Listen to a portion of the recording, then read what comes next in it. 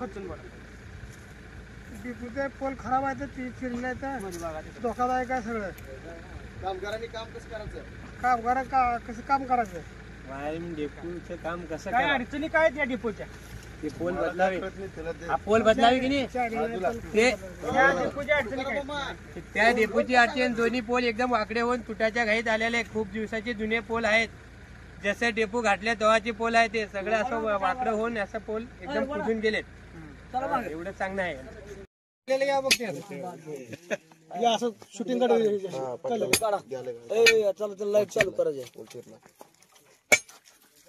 ही वरलेला आदरच्या support नाही काय त्यामुळे आम्हाला जास्त जातात दुसरं काय नाही. सपोर्ट ह्यात कसा वडेल पण इकडे चांगला अहो ते चायनल तटाला साखळ्या